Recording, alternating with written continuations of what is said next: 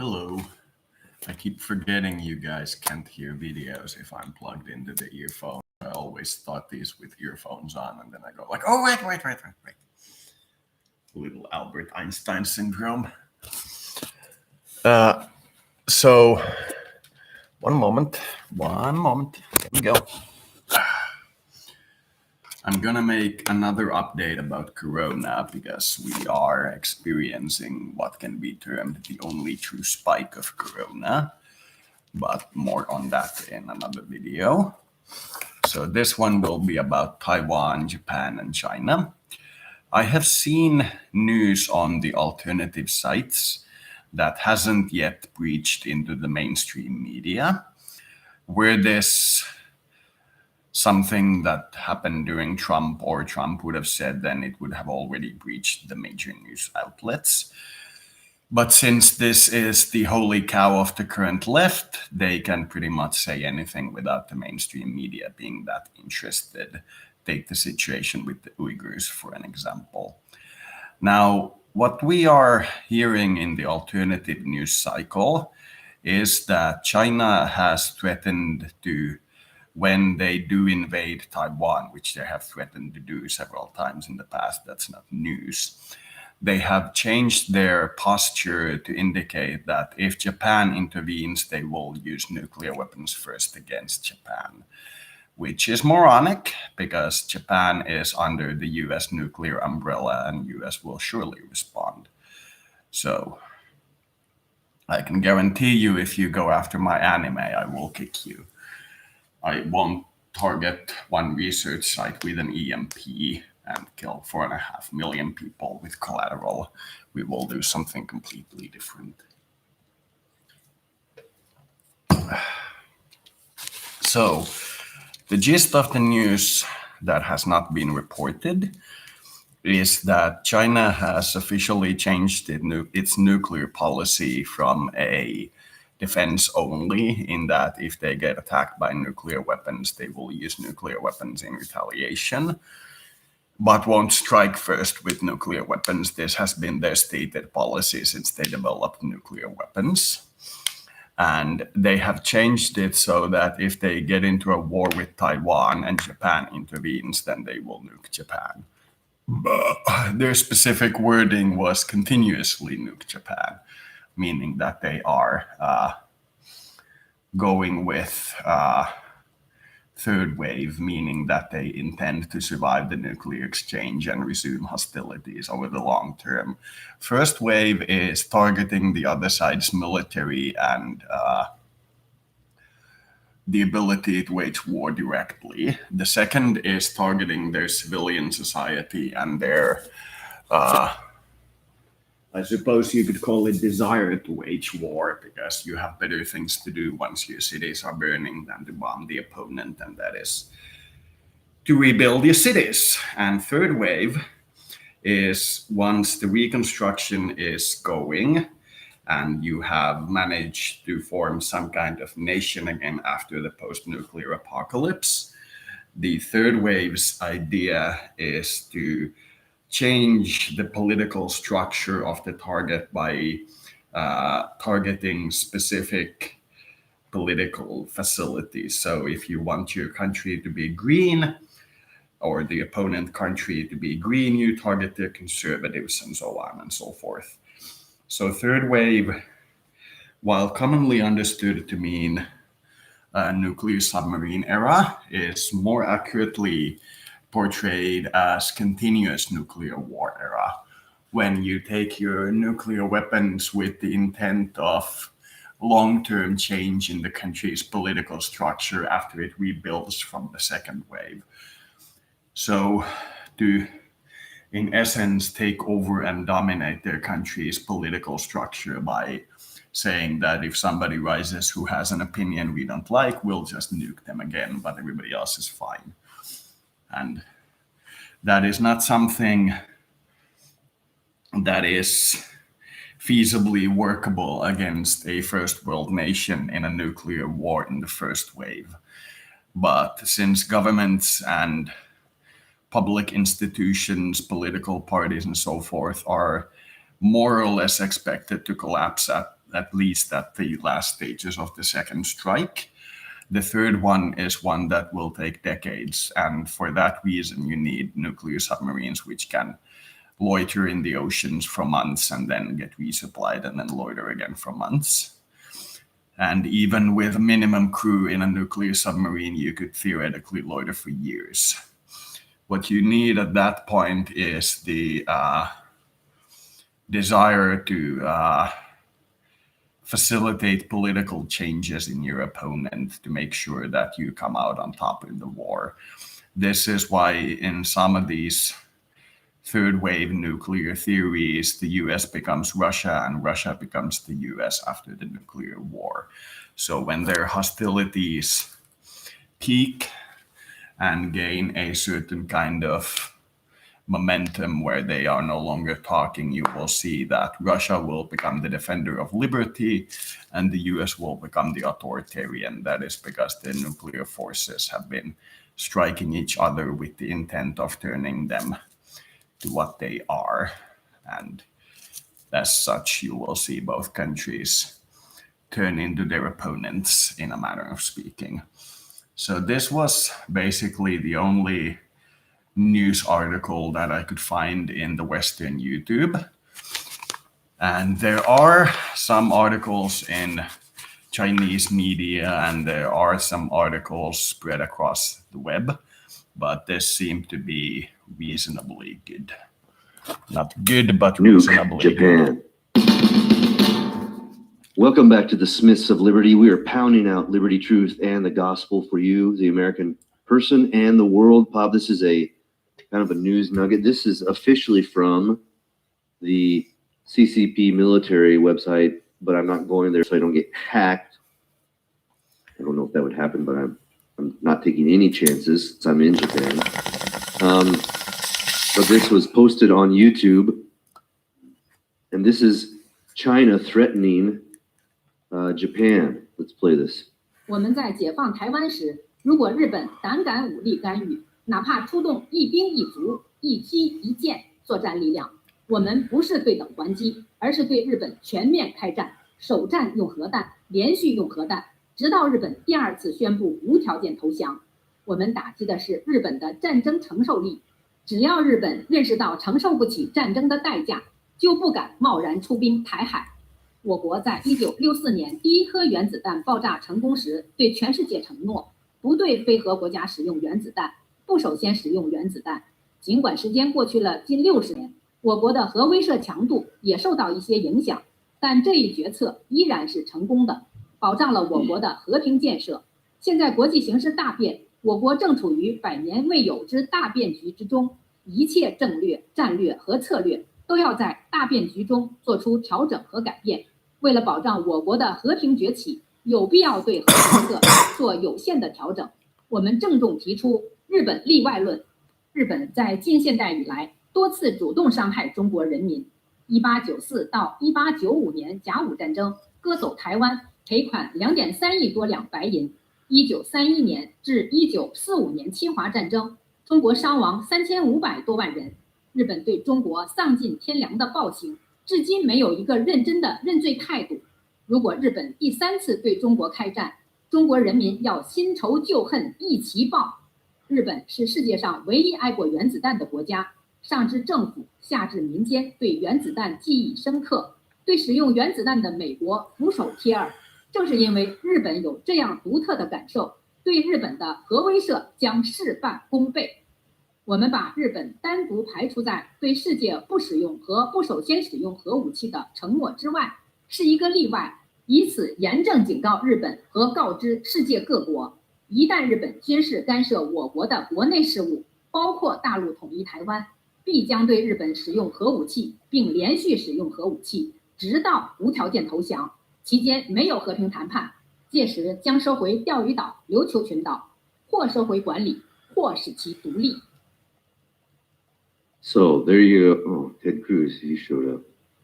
So this, folks, let me just show you again here. This is, minimize this. This can be found.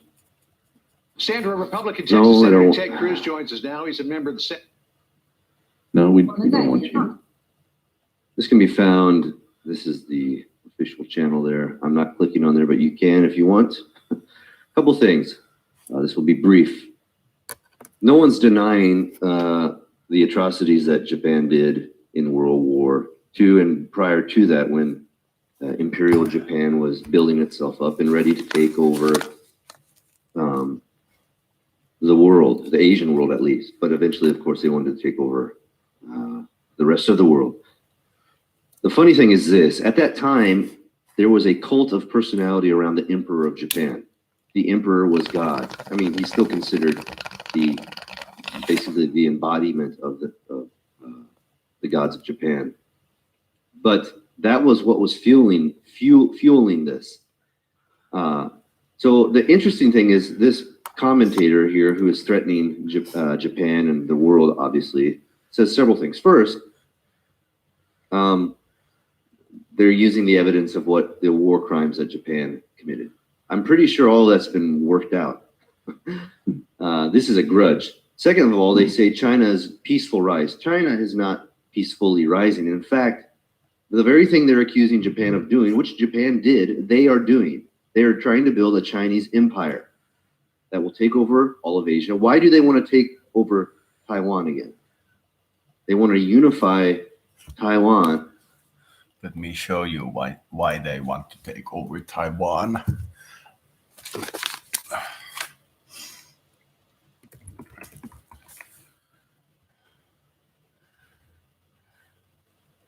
Let's go with this one.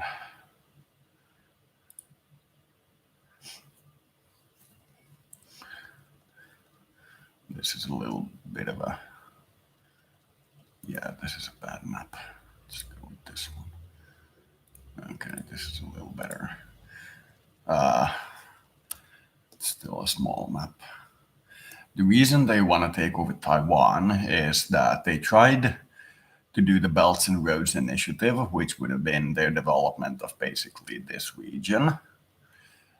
And it was basically overruled by the West, and a lot of the countries that were in it were kind of backing out. They weren't completely backing out, but they weren't accepting Chinese loans, and they were dilly-dallying and waiting and doing stuff like that. And it caused the Chinese to have a fairly reasonably sized foreign reserve because they couldn't spend their money on anything. Historically, they started by developing the coastline and expanding inward.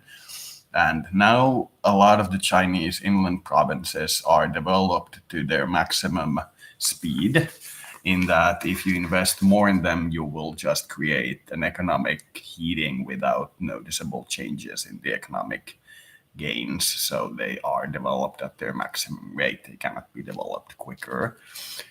And they have something along the orders of 9% of their GDP in debt, meaning very little in the global sense. Most countries are around 50% of GDP to debt. Some are more, but 50% seems to be an average. And they have now a lot of energy to spend and nowhere to spend it. So they did their expansion towards the inland and got basically told no by the inner Asian nations. So then they started to expand outward towards the ocean. And the only place they could reasonably take was the South China Sea. So they took it. And now they are, if they expand south, they'll be at war with Vietnam, which has been at war with them before and doesn't really fear it. And the Southeast Asian nations will also most likely unify if there is a war against one of them. Then at the north, they already are anchored at North Korea, which they are trying to turn into a Chinese province, but the Koreans are resisting. At south, there's India, and while there have been small clashes there, it's certain that India is a tough cookie for China and would be a hard bite. So they have two directions left to them: the Pacific Ocean, and in front of that are the Chinese Ryukyu Islands and Taiwan, and the South China Sea, which they have already taken. So for them to be able to spend the money instead of just sitting on it and creating inflation and hurting their economy, they need what in the ancient times, in the Victorian era, was called a prestige project, something that costs an insane amount of money for some amount of prestige, because if you keep sitting on that kind of money, you will create inflation. The taxes are already pretty low compared to what they could be. So if they lower the taxes more, they will simply create more inflation instead of creating more economic growth, because they are already at a fairly low point. So they have basically one direction left to expand towards, that they can reasonably expand towards, and that's the Japanese southern islands and Taiwan, the Ryukyu Islands, I believe they are called. And if they get them, then they can expand directly into the Pacific. And while it looks like the Pacific is an empty wasteland, it is exactly the kind of empty wasteland that China can sink its money into without being much offended. And they have taken great strides in paying for some of these Southeast Asian countries that are within reasonably close to their expansion direction, such as Philippines, to be friendly to China. Philippines has said that they aren't friendly, but they aren't hostile either. They have said that if the West demands a war between Philippines and China, then it will be a bloodbath. But they have not openly said that they are in China's camp, so they are kind of on the fence. So if you look at the map, it becomes pretty clear that the only direction the Chinese can expand, if we block their Belt and Roads Initiative, which we seem to be blocking, is towards the south, either the South China Sea, which is already taken, or towards the Pacific, or in this case, I believe the Philippine Sea. And for that, they need Taiwan. So they are now focusing on Taiwan, because it is the only country in the direction that they are, the only direction they are able to expand into. And this is the time when my Second World War says go into space, but space technology isn't sufficient to colonize a new region yet. You can explore, but you don't have the colonization option, so they're foregoing that. And they are stating that they really want that pathway into the Pacific Ocean under their own control. And historically, Japan and the West has been like gate guardians in that island chain, so that China doesn't get unfettered access into the Pacific, meaning things like being able to take nuclear submarines to the Pacific Ocean without the West knowing where they are and things of that nature. So it's looking like China is kind of like backed into a corner with a huge amount of money and needs something to spend it on. And the only thing that they can reasonably spend it on, short of their usual bribes and infrastructure building and such, is to expand into the Pacific. So that's what they're doing. With the CCP. Well, Taiwan doesn't want to be united. If a country has separated itself from you, that's for a reason. That means they don't want to be involved with you anymore. They want to be their own independent thing. So you are trying to reconquer and take control of people who don't want to be a part of you. Another thing, they want to take over the Ryukyu Islands, which are the most well-known of that is Okinawa. That has never been a part of China. So they are making threats of expanding the same way that Japan threatened to take over Asia and tried to conquer the Philippines and invaded China. So that's the first thing. It's no different. They're being hypocritical here. Last thing I want to say, Pop, and then you can finish us out, is they say that Japan is the exception, that they've been peaceful with their nuclear arsenal as they've built their nation, and that Japan is the only exception. No, if Japan can be if they can nuke Japan, they can nuke anyone. If they're willing to nuke Japan, then there will be other exceptions. I'm here as a missionary in Japan. So this is a very real threat to us.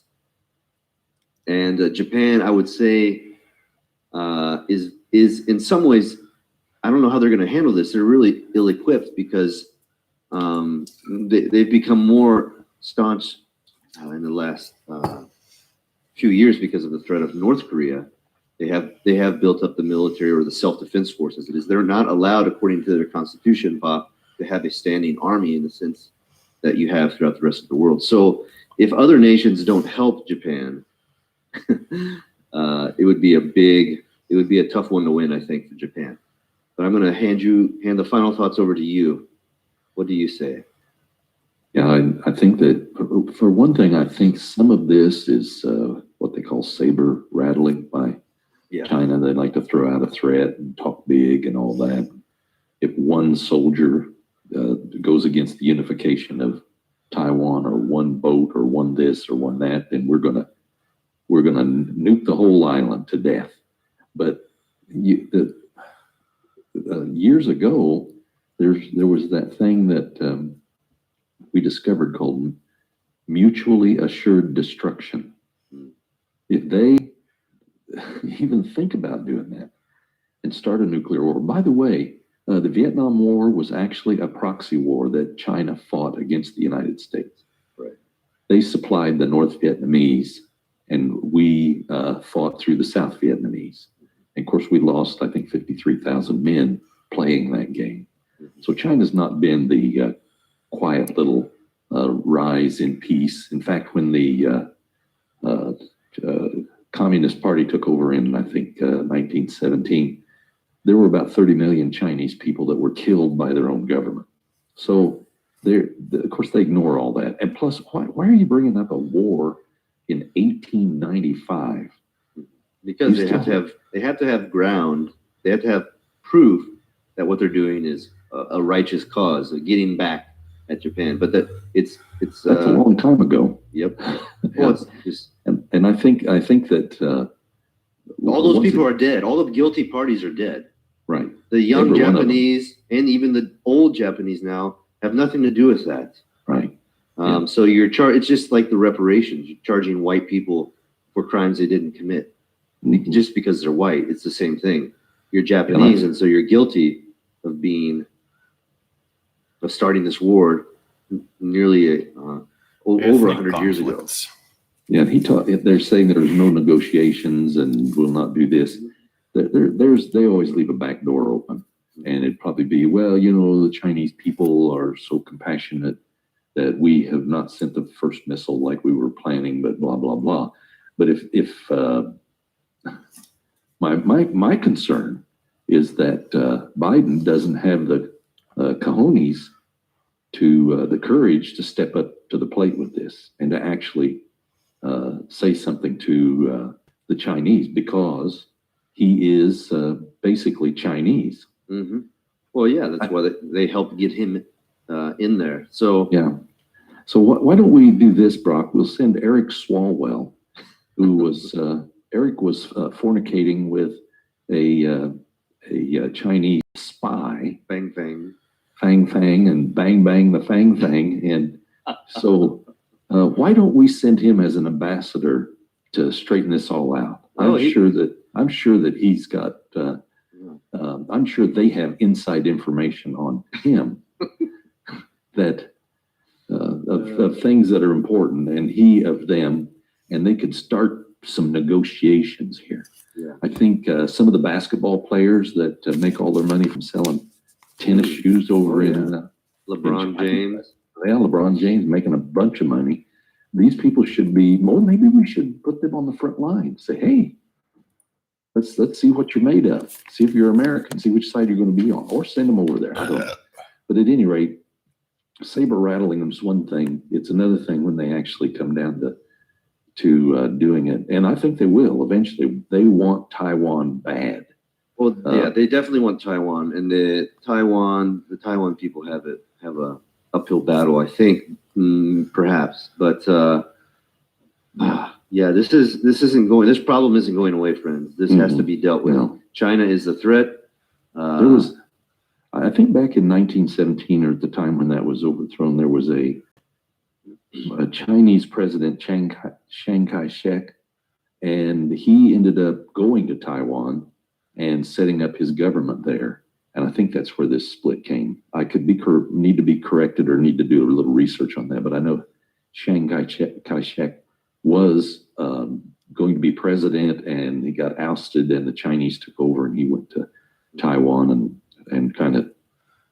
Chiang Kai-shek was the nationalist Chinese, which would be the presidential line in a way, leader during the Chinese Civil War, and they fought during the warlord era when there were like 20 different factions in China fighting each other, and he was doing pretty well. But when the Japanese started to withdraw after the terms of the surrender, most of the Manchurian region fell to the communist Chinese, and they got the former Japanese gear, which wasn't that important. But what was important was that since the Soviet Union no longer had a target to use its military on, with Germany collapsing and they going back to their civilian footing, they had a lot of old gear that they could sell, and they basically gave them to the Chinese communists, and that was enough for the Chinese nationalists to lose, because Lend-Lease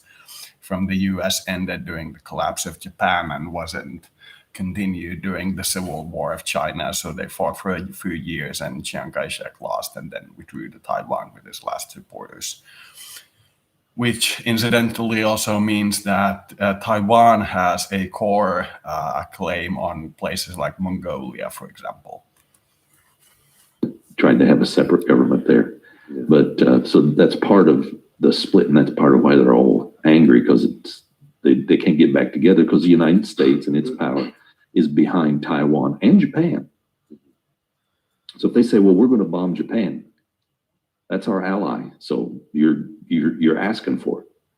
And my dad can beat up your dad, so there you go. Let us know what you think, folks. This is a real threat, and of course, we're not trying to push neocon. We don't need another war, but for decades now, China has been the one slowly the monster rising, and it's all coming out in the open now. China has a significant role to play even in the tribulation period, I believe, as well as Russia. So there's a possibility that they do. So that this is not outside of the biblical things either. Right. Let us know what you think, folks. Leave a comment. Share with.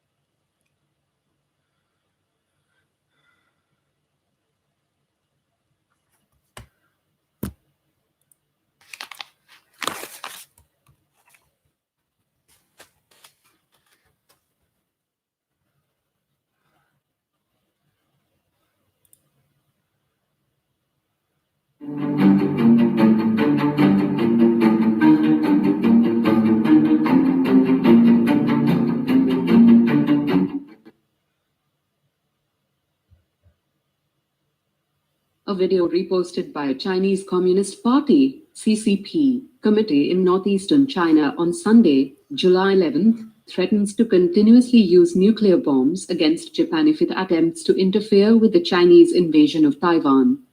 On Sunday, the Baoji Municipal Committee of the CCP reposted a video to the YouTube-like platform Zigui. In the 5-minute video, created by military commentary channel Liu Chuta Ore, the narrator calls for nuclear attacks against Japan if it attempts to defend Taiwan from a Chinese attack and proposes a Japan exception theory. The video starts by saying that if Japan dares to intervene with force when China liberates Taiwan, the communist country will respond with an all-out war against Japan. It proclaimed that the People's Liberation Army, PLA, will strike first with nuclear bombs and continue to use them until Japan surrenders unconditionally for the second time. After boasting about 60 years of nuclear arms development, the narrator announces that we solemnly put forward the Japan exception theory, apparently suggesting that Japan become the exception to the no first use, NFU, nuclear warfare policy that China declared in 1964. The narrator then gives a history lesson about the atrocities committed by Japanese soldiers against the Chinese during the two Sino-Japanese wars and warns that if a third such war breaks out, the Chinese people will take revenge for both old and new scores. It points out that Japan is the only country in the world to have suffered a nuclear attack. Therefore, unleashing nuclear weapons upon Japan will yield twice the result with half the effort. The original video rapidly gained over 2 million views but was later deleted. Prior to its deletion, netizens posted it on Western social media platforms such as YouTube and Twitter.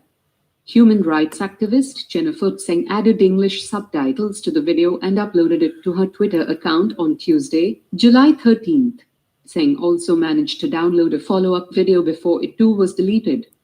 In the second video, the narrator focuses on the numerical superiority and fighting will of PLA forces compared to their Japanese opponents.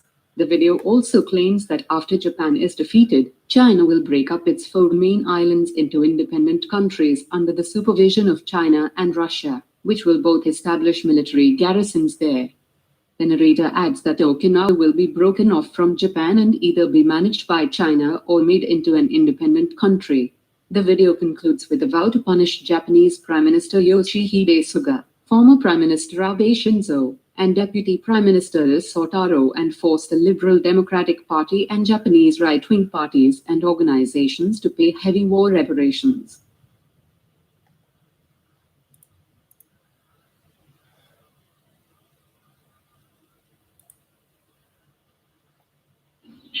Smoking Hot Summer halvoilla hinnoilla.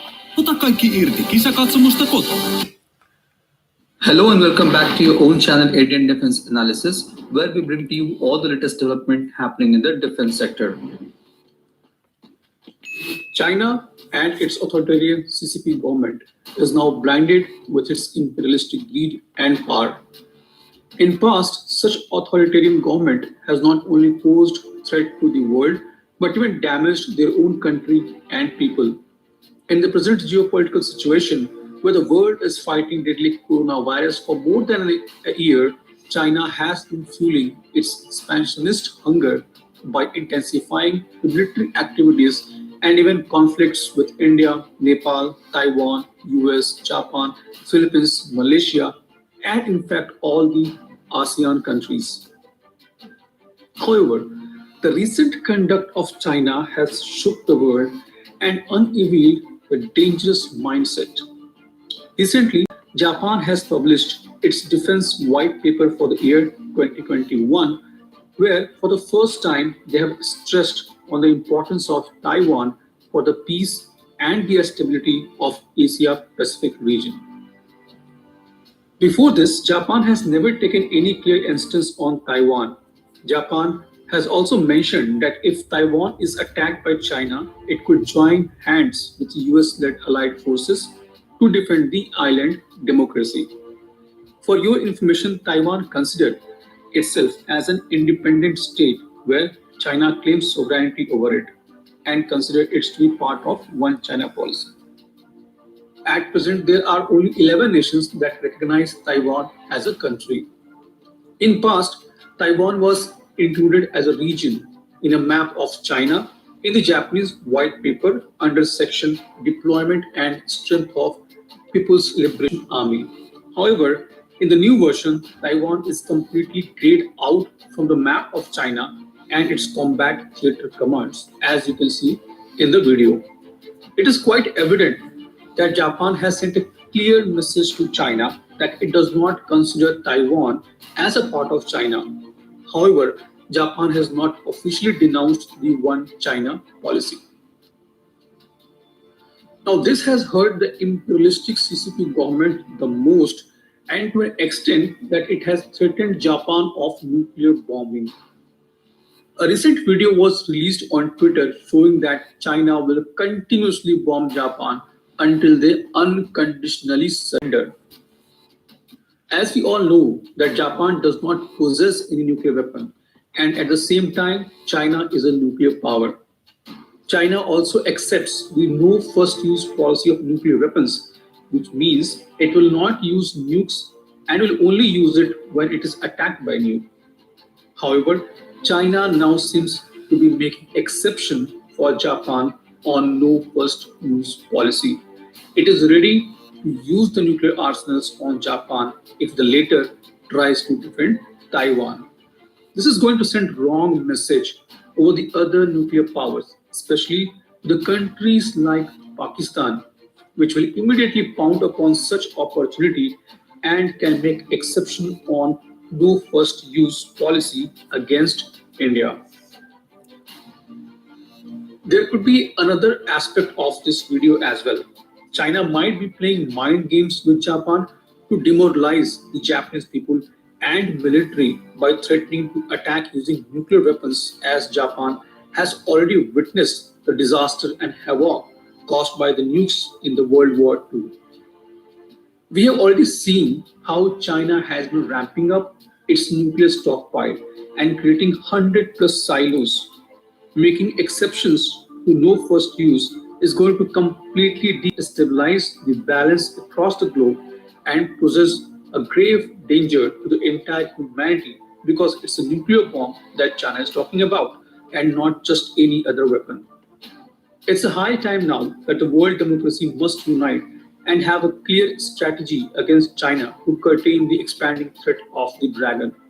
This is just not for the benefit of one country, but the whole world and humanity. India should also denounce the One China policy and declare Tibet as an independent state which was forcibly occupied by China. India should also consider and recognize Taiwan as an independent country.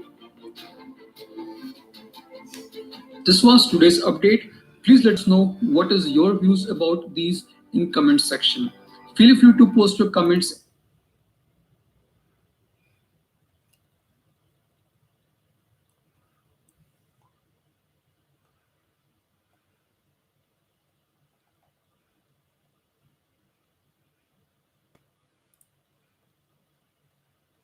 Ella toivoi Nixin jäätelöitä lähikauppaansa ja saa nyt herkkuaan K-Market Poikan torilta.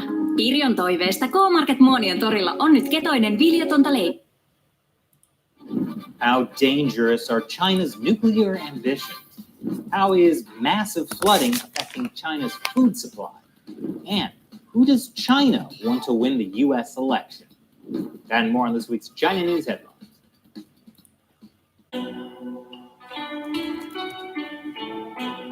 Welcome to China Uncensored. I'm Chris Chappell. On Monday, I told you about how the Chinese Communist Party is seeking to double its nuclear weapons arsenal. Well, now Hu Xijin, the editor-in-chief of my favorite Chinese state-run media, the Global Times, said China needs to be ready to use those nukes to deter the United States. On Weibo, the Chinese version of Twitter, he said, hurry up and build more nuclear warheads in sufficient numbers to deter the United States, and we must seize the day. A stronger nuclear arsenal is the only key countermeasure to balance the U.S. arrogant attitude. However, not everyone in China agrees. Yang Chengjun, a nuclear strategy expert, responded by writing, this kind of hype will only provide hostile countries a reason to attack us. It will heighten the anxiety of neighboring countries and push them towards the United States for nuclear protection. It will also arouse unwarranted domestic dissatisfaction with the country and the military for its inaction. Well, that's all well and good, Yang. But maybe you're not seeing the hostile actions being taken by the U.S. against China. For example, check out this exclusive Global Times article, which to clarify is an actual article, not a joke. It says the U.S. has brutally unpacked a container with 60 pieces of furniture ordered by the Chinese delegation to the United Nations and dismantled the wrappings of 12 pieces. The move seriously violated international practices, and it is expected that China may take reciprocal measures against the US. And you know what that means. China is going to brutally unpack US furniture. So take that. You know, we've been doing this show for 8 years, and we will never write satire that's better than the actual stuff coming out of Chinese state-run media. There is no joke about the pettiness of the Chinese Communist Party that can compare with them actually publishing an article complaining about unpacking furniture. I feel so defeated. They just come out with so much great stuff. Like this, Cold War Cabal. Brilliant. Hey, maybe I should hire someone from state-run media. Wu Shijin, call me. After devastating floods hit the Yangtze River in southern China, devastating floods have now hit the Yellow River in northern China. That's on top of the recent typhoon. Typhoon Hagupit made landfall at Liqing City in eastern China's Zhejiang province around 3:30 a.m. on August 4th. Many roads were sealed off. Amid the heavy rains and wind, trees were toppled, billboards fell down, and cars were smashed by falling objects. Many streets were submerged in water. Public transportation has been suspended in several cities. The flooding has a lot of people concerned about China's food supply. The area along the Yangtze River accounts for 70% of the country's rice production. China relies heavily on imported food, but tense relations between China and much of the Western world and the coronavirus pandemic may make importing a lot of food trickier in the future. Don't worry, Chinese Communist officials have a solution. Chinese Vice Premier Hu Chunhua told the provinces to make sure crop yields won't be reduced this year. And he said governors would be punished if they fail to uphold the promise, including with dismissals. Why, that's basically what they did back in the 1950s.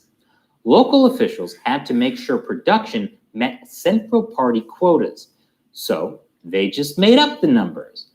And that led to the Great Famine that killed tens of millions of people. Those who don't learn from history are doomed to have everything work out fine. But if telling government officials to lie about crop yields doesn't fix the problem, Chinese leader Xi Jinping has another solution. Operation Empty Plate. I did not make that up. This week, Xi Jinping made a speech about the importance of food security. He called on the nation to end food waste. And in the tradition of all Communist Party top-down initiatives, it's up to the local authorities to implement Operation Empty Plate, which means get ready for overzealous performative micromanaging to impress the boss. In Chongqing, officials issued a statement promising to implement Xi's guidance, setting up LED screens with prompts to establish a frugal consumption reminder system, as well as measures to supervise consumers to eat frugally.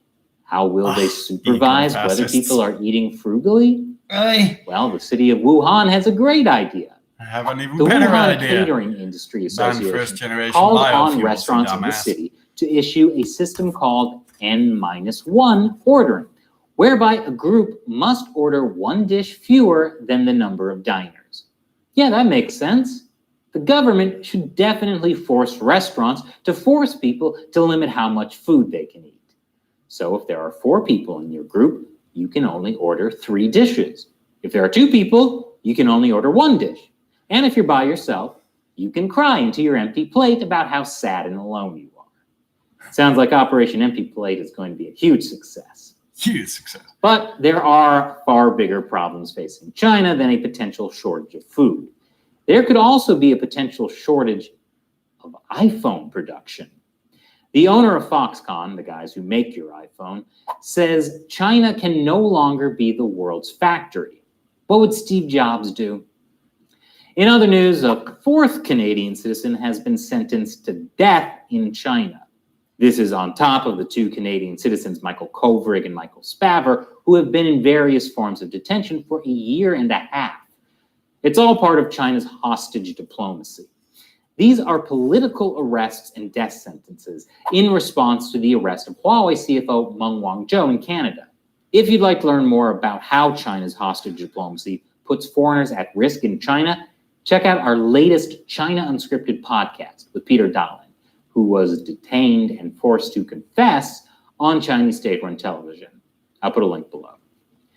A new report by the National Counterintelligence and Security Center looks at how hostile foreign countries view the upcoming U.S. election. According to the report, China and Iran are Team Biden. Russia is Team Trump. Guess which one of those the media is focusing on? What kind of interference does China have to do to get some respect around here? It's like China is the middle child of foreign election interference. Pay attention. A new report from the Australian Strategic Policy Institute has uncovered what it calls an unsophisticated disinformation campaign by China. You mean the people behind the Cold War cabal headline are unsophisticated? The report says the Chinese regime created fake accounts on Twitter and Facebook for highlighting racial tensions, amplifying criticism of the US's handling of the coronavirus crisis, and political and personal scandals linked to President Donald Trump. The report also found that the Facebook accounts also all use women's names. I can see why it's unsophisticated. I mean, who listens to women, am I right? Am I right? What's that, Shelley? Professional scammers recommend creating fake women's accounts because it's easier to persuade people to follow them. That's why I always listen to Shelley. U.S. authorities have seized shipments of nearly 20,000 fake driver's licenses, mostly from China. And I say, thank you. I really don't need my next fake ID made in China. They might botch it. Now you might think, how could criminals in China get away with producing fake U.S. IDs on such a massive scale? Isn't the Chinese Communist Party keeping a close watch on everything that goes on in the country? Oh. As you may recall, a few weeks ago, the U.S. ordered the Chinese consulate in Houston, Texas to shut down, and consulate staff were seen mysteriously burning a bunch of documents. And now, this. 2 shred trucks stand in front of the Chinese consulate in New York. A dozen containers of shredded papers were taken away. I wonder if we'll have some more news about the Chinese consulate in New York in the coming days. You know what? They're probably just trying to get a head start on that fall cleanup. And now it's a time when I answer a question from you, a fan who supports China Uncensored on the crowdfunding website.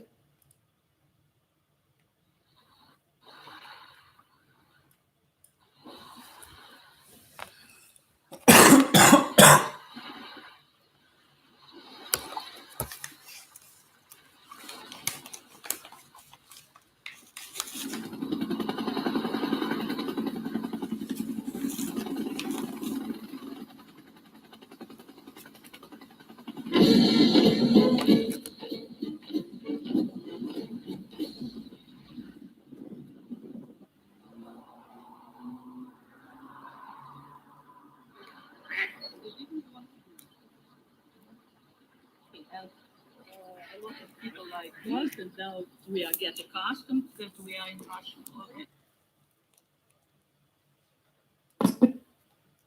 We changed everything. Oh, so isn't, and I even have the T-shirt with Putin. And You people told me they would sit this one out. That was based on the intelligence that we had at the time, Mr. President. I don't think anyone in this damn government has any intelligence. So they're coming here?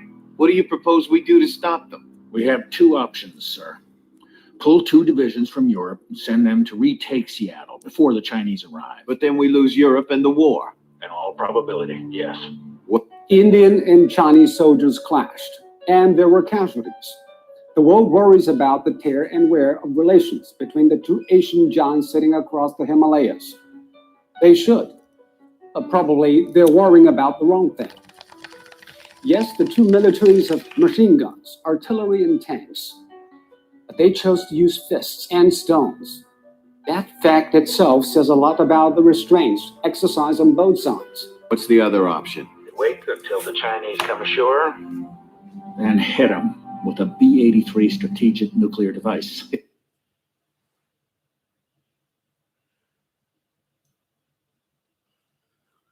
Hit them after they're ashore in Seattle. Yes, sir. So, you're suggesting we wipe one of our major cities off the map? It's our cleanest shot to destroy the Chinese, Mr. President. Otherwise, we risk losing everything. What forces do we have around Seattle now?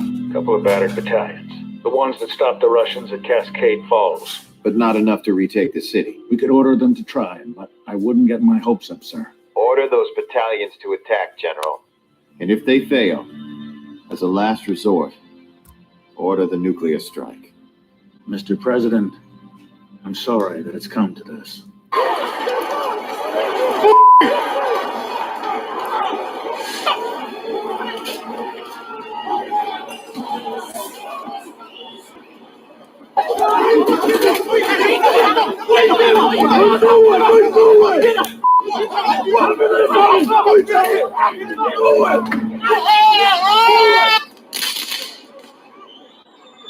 Sorry.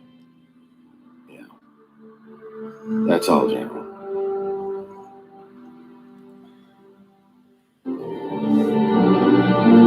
As we were catching our collective breath and trying to reorganize, word came down that China had finally entered the war as an ally of the Soviet Union. The Chinese invasion fleet was steaming towards Seattle, planning to use the Russian beachhead to get ashore. The USS Missouri had been sunk a week earlier off the coast of British Columbia, and there wasn't much left of our Pacific fleet to stop the Chinese. So we moved west towards Seattle and the main Soviet defense perimeter. Sir, I'm picking up a large tachyon buildup. Multiple vectors. Ship's decloaking.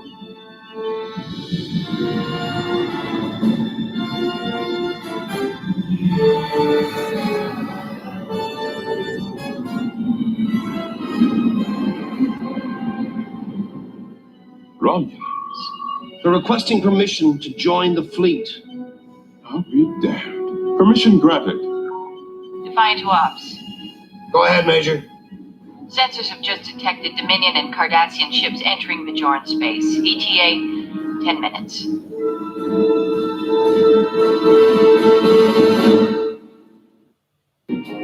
Webb said the men needed to rest for at least a day, but the colonel pushed us on, saying we had to see this thing to the end before it was too late. Later, when we learned about the president's backup plan, we understood why.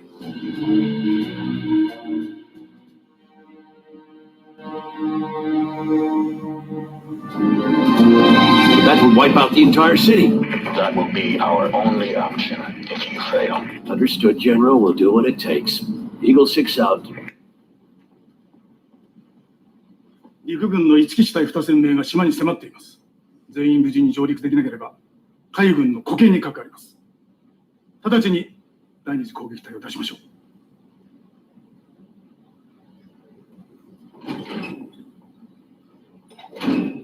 第4号偵察機より緊急電、敵空母発見。何？ミッドウェイ島よりの方位10度、ステーク40回、進路150度、速力20ノット。以上です。了解。第二次攻撃隊を敵空母に向けましょう。いや、今出したところで積んでるのは陸用爆弾だ。甲板に穴ぐらい開けられます。上空の直縁についてる戦闘機隊はどうするんだ。もう燃料がない。一旦着艦させてもならん。そんな余裕はありません。護衛なしで攻撃隊は乗せん。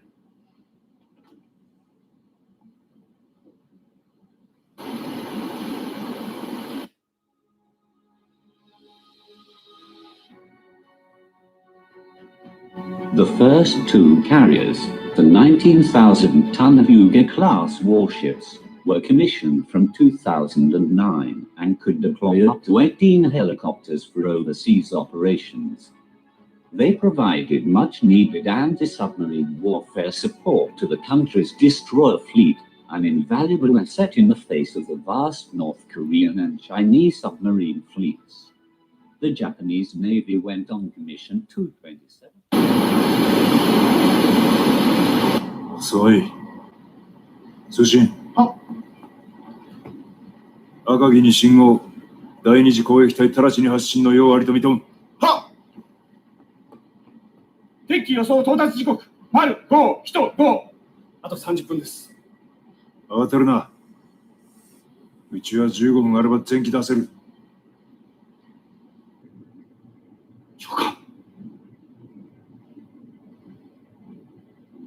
核兵器を収容。第二次攻撃隊、魚雷に転送。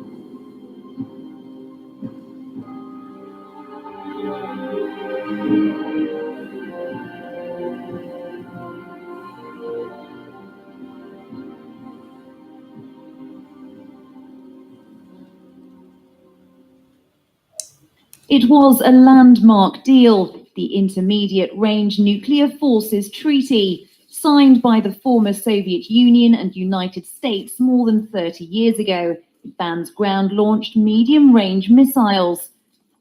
Now President Trump wants to pull out. Speaking in Nevada, he accused Russia of violating the agreement without providing any evidence. We're not going to let them violate a nuclear agreement and go out and do weapons, and we're not allowed to. We're the ones that have stayed in the agreement, and we've honored the agreement, but Russia has not, unfortunately, honored the agreement. So we're going to terminate the agreement. We're going to pull out.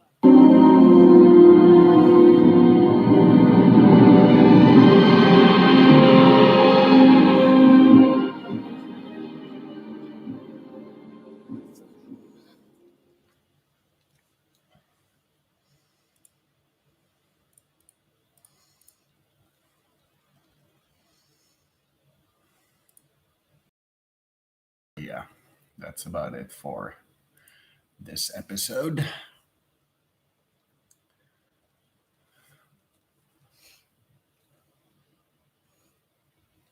It's weird that they complain about blocking my thread when those videos are from things that are allowed on YouTube from my own channel, YouTube.